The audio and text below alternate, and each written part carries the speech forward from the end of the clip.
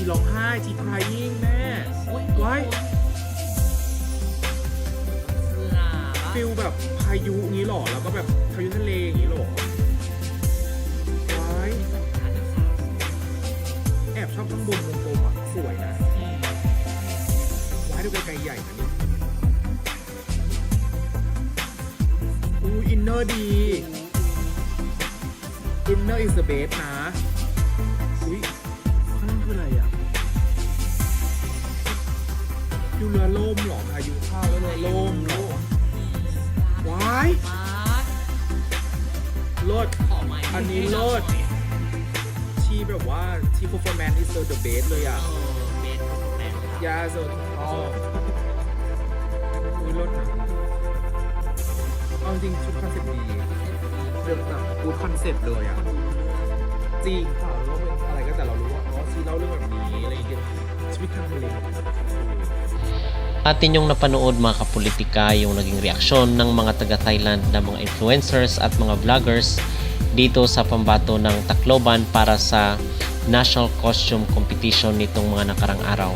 So para sa kaila si Tacloban ang nag-stand out dito sa nasabing competition na ito na kung saan ay nirepresent niya mga kapolitika yung pighati na naranasan nila during the time of Typhoon Yolanda, yung pinakasikat na naging bagyo sa kasaysayan ng Pilipinas dahil napakaraming mga buhay yung namatay noon sa panahon ng Yolanda. So marami ang na-touch dito sa national costume ng taga Tacloban na may temang Bodies of Water. So yung ginamit niya is yung nangyaring bagyo nga dito sa Tacloban, maraming taon na ang nakakaraan. So si Tacloban along with the other delegates, kasi anim yung nanalo doon sa sa kanilang national costume. So para sa akin yung winner doon for me is yung Pampanga, pero meron namang iba na yung sa kanila daw is si Iloilo, merong iba na taga Baguio, at yung iba is itong si si Tacloban na nirepresent yung nangyaring dilubyo sa kailang lugar. So yun mga kapolitika yung reaksyon ng mga taga-Thailand na mga vloggers dito sa pambato ng Tacloban. At marami pa actually silang ginawa ng reaction video dito sa naganap na MUPH National Costume Competition. So aside dito sa MUPH is pag-uusapan rin po natin yung mga additional na mga delegates or representative dito sa Miss Grand International. At additional dito mga kapolitika yung mula sa Costa Rica. So today is ni-report ng Miss Grand International sa kailang page ang pagsali ni Melania Villalta from Costa Rica, 23 years old. Official confirmation, MJ All-Stars First Edition Delegate. Melania Villalta is a Costa Rican contestant with experience in both national and international stages. She previously competed in Teen Universe Costa Rica 2022 and Teen Universe International 2022, where she achieved a top 10 placement and received rewards for best interview and communication. So yung award niya dito is, or yung achievement niya is Teen Universe International 2022 top 15. And then aside dito sa pambato ng Costa Rica is additional rin yung pambato ng taga Nepal na si Sanskriti Bata. Official confirmation, MJ All-Stars First Edition Delegate. 24 years old Sanskriti Bata from Nepal. Sanskriti Bata is a Nepali contestant with pageant experience at the national level. She previously competed in Miss Eco International 2025 in Nepal and was honored with the Pageant Star of the Year Award 2025 in Nepal, reflecting her growth and dedication in the industry. So yung kanyang award is Pageant Star of the Year Award 2025 and Miss Eco International 2025 representative. So yun po ang ating pinaka-latest na update dito sa mundo ng beauty pageant. Kung kayong tatanungin mga kapolitika, ano po ang inyong magreaksyon dito sa pambato ng taga Tacloban? Siya ba ang nag-stand out doon sa kanilang National Costume Competition?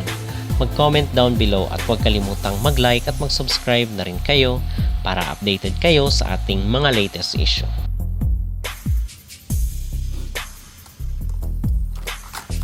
Okay, last touch up. I have to. Ay, nagsipon ako.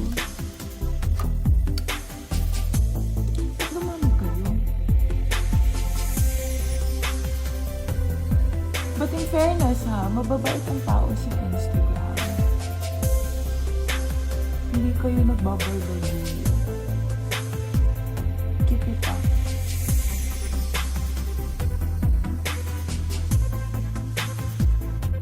Oh my God.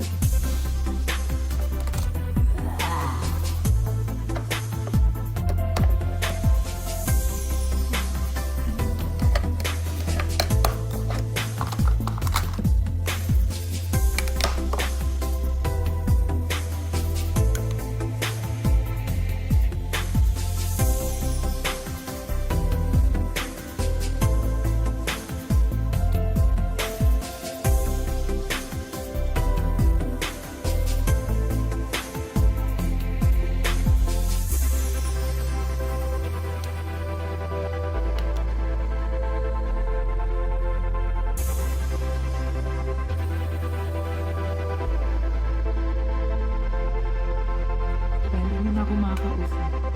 Serious mo.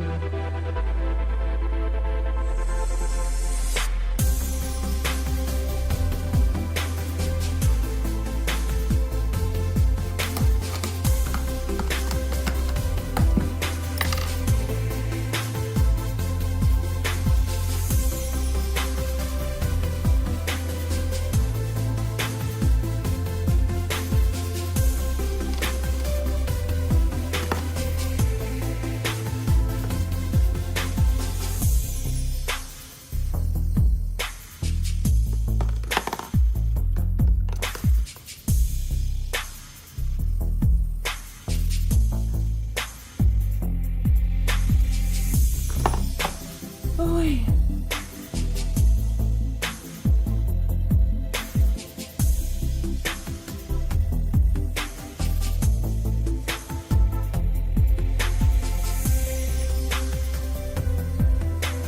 Umaga, don't test my patience.